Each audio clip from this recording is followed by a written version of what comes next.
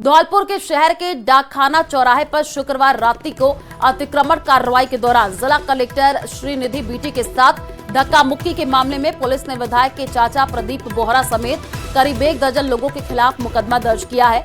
मुकदमा दर्ज होने के बाद पुलिस ने विधायक की कोठी पर दबिश देकर के उनके चाचा प्रदीप बोहरा समेत करीब आधा दर्जन लोगों को हिरासत में ले लिया है। वहीं पुलिस की कार्रवाई से विधायक के समर्थकों में आक्रोश देखा जा रहा है और निहालगंज पुलिस थाने पर समर्थकों की भीड़ जमा हो गई है। विधायक रोहित बोहरा ने कार्रवाई का विरोध करते हुए दुकानदारों से अपील कर बाजार को बंद कराया है। तो बड़ी खबर आपको धौलपुर से बता रहे हैं, जहां पर कलेक्टर से धक्का मुक्की का ये पूरा मामला है। एमएलए रोहित बोहरा की अपील पर व्यापारियों ने बाजार बंद किया है। निहालगंज थाने पर जो विधायक के समर्थक हैं वो जुटे हुए हैं। धौलपुर से ये बड़ी खबर आपको बता रहे हैं। पुलिस की कार्रवाई से विधायक के समर्थकों में अब आक्रोश देखने को मिल रहा है।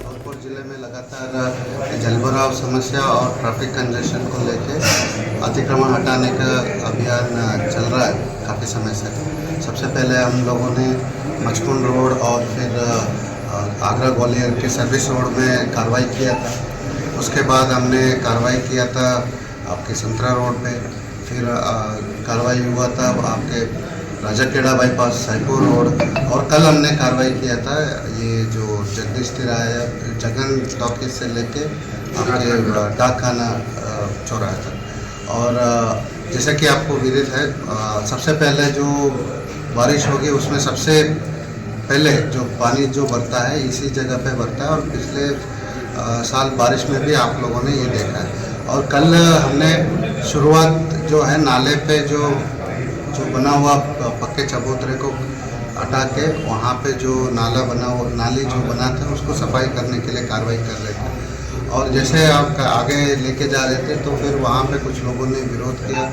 और वो जेसीबी के पास आए तो उनको हटाने की कोशिश किया, तो वो हट नहीं रहते, धक्का वगैरह दे दिए थे, तो उनके खिलाफ एफआईआर कर दिया गया है। और साथ ही कुछ लोग को भी गिरफ्तार कर दिया गया। और जो भी उस वीडियो में धक्का देते हुए और अपने नगर परिषद के जो कर्मचारियों से बदतमीजी कर रहे हैं उनके खिलाफ कार्रवाई होगी, निष्पक्ष तरीके से होगी। और आपको जैसे आप लोगों ने कल कवरेज किया है, पूरे 600 मीटर में 650 मीटर में दोनों तरफ अतिक्रमण हटा है और निष्पक्ष तरीके से सभी को सभी जगह पे हटा है। नाले पे हटा है, जहाँ पे चबूतरा बना था वो भी हटा है, रोड बाउंड्री में जो मेजरमेंट करके हमने हटाया है। और इसमें आगे भी कार्रवाई जारी रहेगी जब तक धौलपुर में जल भराव की जो समस्या को समाधान नहीं करेंगे तब तक ये कार्रवाई जारी रहेगी। नागौर से बड़ी खबर सामने आ रही है। गैंगस्टर टोनी पहुंचा कुचामन सिटी। कड़ी सुरक्षा के बीच कुचामन लाया गया। लॉरेंस गैंग का मेंबर है आदित्य उर्फ टोनी। कुचामन के थाने में कागजी कार्रवाई चल रही है। थोड़ी देर बाद कोर्ट में पेश किया जाएगा। कुचामन कोर्ट को छावनी में तब्दील कर दिया गया है। तो बड़ी खबर इस वक्त की आपको बता रहे हैं, गैंगस्टर टोनी कुचामन सिटी पहुंचा है। कुचामन के थाने में कागजी कार्रवाई चल रही है और आपको बता दें कि थोड़ी ही देर बाद कोर्ट में पेश किया जाएगा। गैंगस्टर आदित्य जैन उर्फ टोनी, जो कि लॉरेंस गैंग का गुर्गा है, उसकी गिरफ्तारी हो चुकी है। तस्वीरें आपको टीवी स्क्रीन पर दिखा रहे हैं, यही आदित्य जैन उर्फ टोनी है और थोड़ी ही देर में कोर्ट में पेशी होनी है, ऐसी जानकारी मिल रही है। नागौर से बड़ी खबर आपको बता रहे हैं, कड़ी सुरक्षा के बीच कुचामन जो है लॉरेंस गैंग के इस गुर्गे को लाया गया है। लॉरेंस गैंग का मेंबर है आदित्य उर्फ टोनी। आपको बता दें कि गैंगस्टर टोनी कुचामन सिटी पहुंचा है। कुचामन के थाने में जो कागजी कार्रवाई है वो फिलहाल चल रही है और थोड़ी ही देर बाद कोर्ट में पेश किया जाएगा। बड़ी खबर आपको बता रहे हैं, गैंगस्टर आदित्य जैन उर्फ टोनी को थोड़ी ही देर में कोर्ट में पेश किया जाएगा और उससे पहले कुचामन कोर्ट को पूरी तरीके से छावनी में तब्दील कर दिया गया। तस्वीर आपको दिखा रहे हैं, देखिए यही लॉरेंस गैंग का गुर्गा है जिसको अरेस्ट किया गया है। तस्वीरें आपको दिखा रहे हैं और थोड़ी ही देर में कड़ी सुरक्षा के बीच जो इसको कुचामन लाया गया है और कोर्ट में पेशी होनी है, ऐसी जानकारी मिल रही है। तो कुचामन के थाने में जो कागजी कार्रवाई है वो चल रही है। बड़ी खबर आपको नागौर से बता रहे हैं, थोड़ी देर के बाद से ही लॉरेंस गैंग के इस गुर्गे यानी आदित्य जैन उर्फ टोनी को कोर्ट में पेश किया जाएगा। उससे पहले कुचामन कोर्ट को छावनी में तब्दील कर दिया गया है। कल भी हमने आपको तस्वीरें दिखाई थी जब इसको लेकर के आया गया था, जयपुर एयरपोर्ट से सीधे पुलिस मुख्यालय लेकर के जाया गया था और अब जो है बड़ी जानकारी इस पूरे मामले में जो निकल करके सामने आ रही है वो यही है कि थोड़ी देर में कोर्ट में पेशी होनी है लॉरेंस के इस गैंग के गुर्गे की। कुचामन के थाने में जो कागजी कार्रवाई है वो चल रही है। ज्यादा जानकारी के लिए संवाददाता अशोक हमारे साथ जुड़ चुके हैं। अशोक, थोड़ी देर का इंतजार, उसके बाद से कोर्ट में पेशी होनी है और उससे पहले कुचामन कोर्ट को पूरी तरीके से छावनी में तब्दील कर दिया गया है। जी बिल्कुल, कुचामन कोर्ट को इससे पहले ही छावनी में तब्दील कर दिया गया है। साथ ही जिस रूट से थाने से कुचामन सिटी तक है वहां पर भी पुलिस जो है तैनात की गई है। आरोपी है टोनी, उसके खिलाफ संगीन मामले हैं। लंबे समय से ये जो है फरार चल रहा था। इसके साथ साथ लॉरेंस बिश्नोई गैंग से ये जुड़ा हुआ है। तो ऐसे में जो है आरोपी हार्डकोर है। तो इस बात को ध्यान में रखते हुए सुरक्षा के कड़े इंतजाम किए गए हैं। कोर्ट की और जो है उसे ले जाया गया है। कुछ देर में ही कोर्ट में उसकी पेशी होनी है। तो रंगदानी के साथ साथ जो है दुष्कर्म मामला और अपहरण के मामले हैं उसको लेकर जो है आरोपी से इस मामले में पेशी के बाद किस तरह से सुनवाई होती है और रिमांड जो है वो पुलिस की ओर से लिया जाना है। तो इस पूरे प्रकरण को लेकर कुछ देर में पेशी के बाद जो आदेश जो है कोर्ट से मिलते हैं उसके बाद जो है अग्रिम जो है कार्रवाई वो पुलिस की ओर से की जाएगी। लेकिन उससे पहले पुलिस जो है इस मामले को लेकर सतर्क है और तमाम जो चप्पा है जिस रूट से इसको ले जाया जा रहा है वहां पर जो है पुलिसकर्मी तैनात किए गए हैं। साथ ही हथियारबंद जो पुलिस के जवान हैं वो इस जो है हार्डकोर आरोपी के साथ साथ चल रहे हैं, जिससे कि किसी तरह की कोई अनहोनी अप्रिय घटना ना हो और इस मामले में शांतिपूर्ण रूप से कोर्ट में पेशी के बाद उसे वापस जो है अपने स्थान पर ले जाया जा सके। जी बिल्कुल, क्योंकि कल भी तस्वीरें हमने दिखाई थी अशोक, जब अरेस्ट किया गया पुलिस मुख्यालय इसको लेकर के जाया गया, पूछताछ में कोई अपडेट निकल करके सामने आई है? क्योंकि इनका पूरा एक गैंग होता है, तो क्या आने वाले दिनों में और गिरफ्तारियां हो सकती हैं? कोई जानकारी इस पूरे मामले को लेकर? जी बिल्कुल, इससे इनकार नहीं किया जा सकती कि आने वाले समय में जो है इस मामले में और भी कई बड़े खुलासे हो सकते हैं और भी गिरफ्तारियां हो सकती है। क्योंकि ये जो है एक बड़ा गैंग है, लॉरेंस बिश्नोई गैंग से जुड़ा हुआ है। रंगदारी के कई मामले जो है सामने आने की यहाँ पर उम्मीद जताई जा रही। तो इस पूरे प्रकरण को लेकर जो है पुलिस अपनी पूछताछ में जुटी है और क्योंकि जो आरोपी है आदित्य उर्फ टोनी, उसके खिलाफ पहले भी कई मामले यहाँ पर जो है सामने आ चुके हैं। तो उसे कोर्ट में पेश किया जा रहा है और 7 मुकदमे जो है उस पर है, जिसमें रंगदारी है, करोड़ों रुपए का जो लेन देन है उसको लेकर जो है कई बार इन्होंने जो है दबाव बनाया था, कई बार जो है लोगों को परेशान किया था। इन पूरे प्रकरणों को लेकर जो है अनुसंधान जो है वो पुलिस की ओर से किया जाना है। तो इस मामले में जो कॉल डिटेल है वो भी लेनी है, जो मोबाइल है इससे उसको भी जब्त किया जाना है। मोबाइल में जो कॉन्टेक्ट नंबर हुए हैं उनसे भी जो है बातचीत जो है वो की जानी है। तो इस पूरे प्रकरण को लेकर ये कहां से ये संचालित किया जा रहा था, कौन कौन इसमें शामिल है, लॉरेंस गैंग के और भी कोई सदस्य इसमें शामिल है या नहीं है, और जो राजस्थान के अलग अलग क्षेत्रों में इसने जो रंगदारी की वसूली की है वो कौन कौन है। तो इन सभी विषयों को लेकर चूंकि शिकायतें अब क्योंकि आरोपी गिरफ्तार हुआ है तो शिकायतें भी हो सकता है कि और आ सके। तो इस पूरे प्रकरण को लेकर अब आगामी दिनों में चूंकि रिमांड पर लिया जाना है, रिमांड पर लेकर जो है इस मामले में पूछताछ की जानी है। जी ठीक है अशोक, आप पूरे खबर पर नजर बना करके रखिए, आगे भी आपसे अपडेट लेंगे। फिलहाल शुक्रिया तमाम जानकारी साझा करने के लिए। राजधानी जयपुर में सिरसी रोड को चौड़ा करने का स्थानीय व्यापारी विरोध कर रहे हैं। आज जेडीए का दस्ता सड़क का सीमांकन करने पहुंचा तो व्यापारियों ने पक्षपात का आरोप लगाते हुए एक तरफी ज्यादा सीमांकन करने का आरोप लगाया। व्यापारियों का आरोप है कि डिवाइडर से सीमांकन होना चाहिए, जबकि जेडीए एक ही तरफ से सड़क को ज्यादा चौड़ा करने के लिए सीमांकन कर रहा है। व्यापारियों के विरोध करने पर मौके पर जेडीए के अधिकारियों ने व्यापारियों से समझाइश की है। जेडीए अधिकारियों का कहना है कि जोनल डेवलपमेंट प्लान के अलाइनमेंट के अनुसार ही सड़क का सीमांकन किया जा रहा है। वहीं सूचना मिलने पर विधायक गोपाल शर्मा भी मौके पर पहुंचे हैं। तो व्यापारियों का जो विरोध है वो आप देख सकते हैं लगातार जारी है, नारेबाजी की जा रही है। यहाँ पर इनकी डिमांड जो है वो आप देख सकते हैं कि जो मार्किंग है यहाँ पर की गई है वो मार्किंग यहाँ पर लिखी गई है 13.58 मीटर यहाँ से अंदर लिया जाएगा। और इसमें अंदर लेने के बाद में आप देख सकते हैं कि करीब करीब 2 दुकानें यहाँ से इस मार्किंग के बाद में जो है यहाँ तक जो है इसमें मार्किंग के बाद जो है रोड चौड़ा करने की बात की जा रही है। करीब 160 फीट का जो है रोड चौड़ा करने की बात यहाँ पर आ रही है। व्यापारियों ने विरोध करने का जो है सिलसिला जारी रख रखा है, दुकानों को अपनी को बंद रख रखा है और सीधे तौर पर एक ही इनका आह्वान है कि अगर इनकी मांगों को नहीं सुना गया, इनकी बातों को नहीं सुना गया तो ये अनिश्चितकालीन जो है बाजार को बंद रखेंगे, धरने पर बैठेंगे, भूख हड़ताल करेंगे, लेकिन अपनी जो दुकानें हैं, मकान हैं, उनको बचाने के लिए संघर्ष जारी रखेंगे। कैमरा पर्सन अविनाश के साथ में अरबाज अहमद, न्यूज़ 18 के लिए जयपुर से। घटनाक्रम ये है कि आज दुर्गा अष्टमी के दिन सुबह सुबह जेडीए के लोग भारी पुलिस लवाजमे को लेकर के हमारे खातीपुरा क्षेत्र के अंदर पहुंच गए और पहुंच करके उन्होंने मकानों के ऊपर निशान लगाने शुरू किए, जिसके पीछे न तो कोई विधिक आधार था न कोई नैतिक आधार था। ऐसे लग रहा था जैसे शहर जनता के लिए नहीं है, जनता शहर के लिए है। जनता रहेगी तो ही शहर रहेंगे। हम लोग फैसला कर लें कि हम जयपुर में नहीं कहीं और रहेंगे तो क्या करेंगे आप इस जमीन का? जनता है तो ही शहर है। इसलिए आदरणीय हमारे जो मंत्री जी हैं, स्वायत्त शासन मंत्री जी हरलाल सिंह जी खर्रा, झाबर सिंह जी खर्रा, हरलाल सिंह जी के योग्य पुत्र, उनसे बात हुई है। मुख्य सचिव महोदय से बात हुई है। ये कमेटी बनेगी जल्दी से जल्दी और उसके आधार पर फैसला होगा।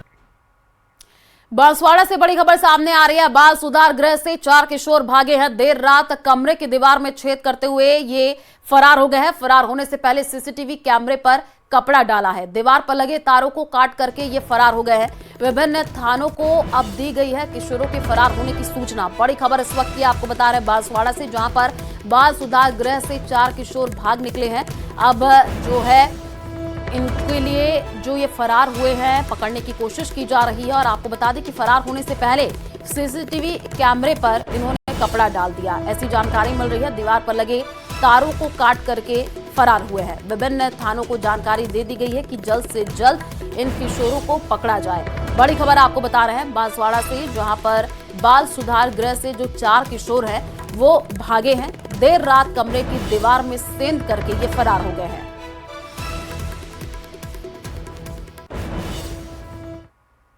आज सुबह संप्रेषण गृह के अधीक्षक की ओर से कोतवाली थाने पर हमारे को रिपोर्ट प्राप्त हुई कि रात को 4 बच्चे जो कि अलग अलग जगह के रहने वाले हैं पलायन कर गए हैं, जिनकी तलाश की जा रही है। जल्दी तलाश कर उनको पुनः संप्रेषण गृह में। प्रदेश के एक अस्पताल में डॉक्टर्स के बीच आंतरिक कलह चल रही है। लंबे समय से चल रहे विवाद के बाद मेडिकल कॉलेज के डॉक्टर ने अस्पताल में काम करना बंद कर दिया तो हड़कंप मच गया और कलेक्टर को हस्तक्षेप करना पड़ा है। हैरान कर देने वाली बात यह है कि मेडिकल कॉलेज के डॉक्टर का यह कहना है कि अस्पताल में भय और डर का माहौल है और मेडिकल कॉलेज के डॉक्टर को प्रताड़ित किया जा रहा है। दौसा के सबसे बड़े अस्पताल रामकरण जोशी चिकित्सालय में आपको बताएं कि इन दोनों डॉक्टर्स के बीच कलह चल रही है। डॉक्टर्स जो हमारी टीचिंग फैकल्टी है, असिस्टेंट प्रोफेसर्स हैं मेडिकल कॉलेज के, उनके जो लोकल जो एडमिनिस्ट्रेशन है, डिस्ट्रिक्ट हॉस्पिटल का एडमिनिस्ट्रेशन है, उनसे रिलेटेड कई ग्रीवेंसेस थे, जिसके संबंध में उन्होंने ज्ञापन भी कल दिया था। तो उस पर विस्तार से जो है रिप्रेजेंटेटिव्स जो हमारे टीचर्स हैं, असिस्टेंट प्रोफेसर्स हैं और जो डिस्ट्रिक्ट एडमिनिस्ट्रेशन है, उनके बीच में विस्तार से एक एक मुद्दे पर चर्चा की गई। मीटिंग कुछ भी नहीं है। हमारे राजमेश के डॉक्टर्स का कोई उनकी प्रॉब्लम थी कि भाई हमारे को पीएमओ साहब वो करते हैं, टारगेट करते हैं, तो उन्हीं का मैं स्पष्टीकरण देने आया था। भाई साहब, मेरा तो एक ही मकसद है कि हमारे जिला चिकित्सालय में कोई मरीज आए, वो दुखी आता है और वो राजी होके जाए, खुश होके जाए, उसके लिए मैं डॉक्टर्स को बोलता हूँ भाई सीट पे बैठो, मरीजों का काम करो। बाकी कोई मेरा पर्सनल काम के लिए नहीं बोलता। कलेक्टर साहब ने मध्यस्थता करी है दोनों पक्षों को बुला के, और निष्कर्ष निकला है कि जो जल्दीबाजी में इन्होंने बेवजह कमेटियां बनाई है, वो कमेटियां एक तो नल करी जाएगी, उन कागज़ों को नल करेंगे ये। दूसरा, मेडिकल कॉलेज टीचर्स के ऊपर किसी से अगर इनको कोई दिक्कत लगती है तो एक तो टारगेटेड कार्रवाई नहीं करेंगे, टारगेटेड कागज़ नहीं देंगे। दूसरा, किसी के खिलाफ अगर इनको लगता है तो प्रिंसिपल साहब को ये अनुशंसा करेंगे।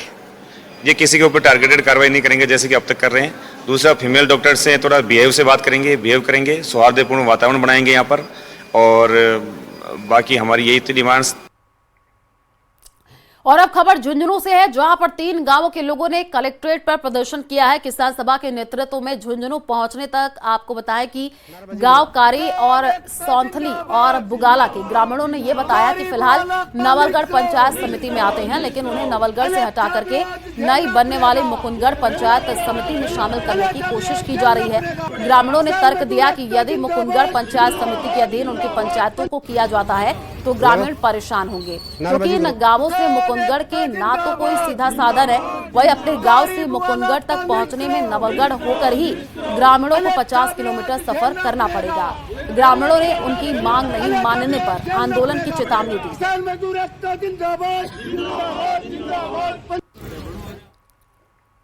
अब खबर भीलवाड़ा से है, जहां वक्फ बोर्ड संशोधन बिल का मुस्लिम समुदाय स्वागत कर रहा है। वक्फ बोर्ड संशोधन को लेकर के इनका कहना है कि इससे मुस्लिम समाज के प्रत्येक व्यक्ति को फायदा मिलेगा और महिलाओं की भी इसमें भागीदारी बढ़ेगी। केंद्र सरकार की ये बहुत अच्छी पहल है। वक्फ बोर्ड में महिलाओं का शामिल किया है, उसके लिए मोदी सरकार को धन्यवाद देते हैं, उनका आभार जताते हैं। वक्फ बोर्ड बिल में संशोधन के लिए लोकसभा और राज्यसभा में पास करा दिया गया है। कहीं ना कहीं विपक्ष पर उस पर लगातार राजनीति कर रहा है। हमारे साथ मुस्लिम समाज के आम लोग हैं, जानते हैं इनकी राय संशोधन को लेकर क्या है। वक्फ बोर्ड बिल में जो संशोधन था दोनों सदनों में पास करा दिया गया, क्या है राय आपकी इस पर? बहुत ही अच्छी पहल है सरकार की, क्योंकि वक्फ बोर्ड का गठन हुआ लगभग 1954 में वक्फ बोर्ड का गठन हुआ था। उसके बाद 1964 में वापस उसमें अमेंडमेंट हुआ, उसमें केंद्रीय वक्फ बोर्ड का गठन किया गया। उसमें यह बताया गया कि प्रत्येक डिस्ट्रिक्ट स्टेट लेवल पे एक वक्फ बोर्ड का गठन होना चाहिए था। तो उसमें भी गठन हुआ, तो उसमें भी जितनी भी वक्फ की प्रॉपर्टी है उनका डिजिटलाइजेशन किया गया, ऑनलाइन किया गया। लेकिन उसके बाद भी अगर अपन मान लो 2013 तक लास्ट जो अमेंडमेंट हुआ, उसमें भी कहीं ना कहीं जो वक्फ प्रॉपर्टी का जो फायदा मुस्लिम समाज को मिलना चाहिए था वो कहीं ना कहीं नहीं मिला। तो इसी को लेकर सरकार ने एक हिम्मत दिखाई कि इसमें कम से कम जो भी वक्फ प्रॉपर्टी है उसका मुस्लिम समाज को फायदा होना चाहिए। तो निश्चित रूप से इस बिल से आने वाले समय में मुस्लिम समाज को बहुत फायदा होगा। मुस्लिम समाज को फायदा होगा ऐसा इनका कहना है। हमारे साथ कुछ स्टूडेंट्स भी हैं, बात करते हैं। कैसे देखते हैं इस बिल के संशोधन को आप? जैसे कि वक्फ बोर्ड में जो अमेंडमेंट आया है, मैं उसे बहुत पॉजिटिव वे में देती हूँ और मैं बहुत बहुत धन्यवाद करना चाहती हूँ मोदी सरकार का। जैसा कि उन्होंने कंपलसरी कर दिया है कि 2 महिलाओं को वक्फ बोर्ड में लेना ही पड़ेगा, तो उनको भी बराबर हिस्सेदारी भागीदारी दी है, तो मुझे बहुत खुशी हुई ये बात जान के। तो मैं बहुत बहुत धन्यवाद देना चाहूंगी। धन्यवाद दिया जा रहा है मोदी सरकार का। कुछ महिलाएं बात करते हैं, बिल में संशोधन ला दिया गया, कैसे देखते हैं आप उसको? मोदी सरकार ने बहुत अच्छा किया, औरतों को आगे लाए और औरतों को अधिकार दिया, बहुत अच्छा काम हुआ। मोदी सरकार ने 3 तलाक वाला नियम भी हटाया, बाहर बैठा था वो भी तलाक दे रहा है, दूर देश में बैठा वो भी दे रहा है। बहुत अच्छा काम किया सरकार ने, ते दिल से शुक्रिया अदा करते हैं। देखिए, ये आम लोग थे जो उस बिल के बारे में हमसे चर्चा कर रहे थे। उस बिल के संशोधन को लेकर इन लोगों ने मोदी सरकार का धन्यवाद भी ज्ञापित किया है। हमारे साथ महिला थी, उन्होंने भी धन्यवाद ज्ञापित किया है और उन्होंने ये भी कहा है जो 3 तलाक के खिलाफ जो कानून मोदी जी लाए वो भी उसके लिए भी शुक्रिया अदा किया है। कहीं ना कहीं जो बिल है वो दोनों सदनों में पास हो चुका है और जो मुस्लिम समाज है जिनसे हमने बात की वो इस बिल को देखते हुए एक ही बात कह रहे हैं कि ये हमारे हितों के लिए है और हम इससे संतुष्ट हैं। वीडियो जर्नलिस्ट अंकुश सनाटी के साथ राहुल कौशिक, न्यूज़ 18 भीलवाड़ा। और इसी बीच दौसा से बड़ी खबर आपको बता दें, सेंट्रल जेल श्यालावास में फिर मोबाइल मिला है। जेल में सर्च के दौरान कीपैड मोबाइल मिला है। जेल प्रहरी महेंद्र सिंह गुर्जर ने पापड़दा थाने में दर्ज कराया है केस। रविवार को भी एक नर्सिंग कर्मी के पास सिम और जेल में आपको बताया कि मोबाइल मिला था। पूर्व में इसी जेल से सीएम को 2 बार जान से मारने की धमकी मिल चुकी है। तो बड़ी खबर आपको दौसा से बता रहे हैं, जहां पर सेंट्रल जेल श्यालावास में फिर से मोबाइल मिला है और इसी जेल से सीएम को 2 बार धमकी भी मिल चुकी है। जेल में सर्च के दौरान कीपैड मोबाइल मिला है। जेल प्रहरी महेंद्र सिंह ने पापड़दा थाने में केस दर्ज कराया है।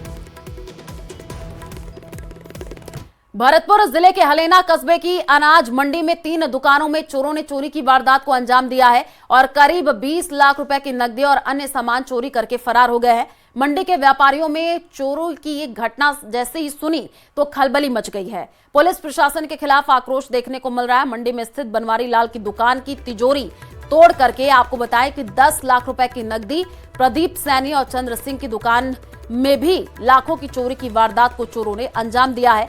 दुकानों से चोरी की सूचना पर पुलिस मौके पर पहुंची है और पूरे मामले की जांच कर रही है। आगरा जयपुर नेशनल हाईवे पर ये अनाज मंडी स्थित है।